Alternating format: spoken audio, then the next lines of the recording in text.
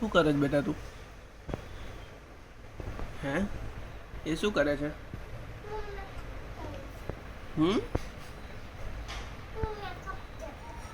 Makeup કરે છે? આવડે છે તને?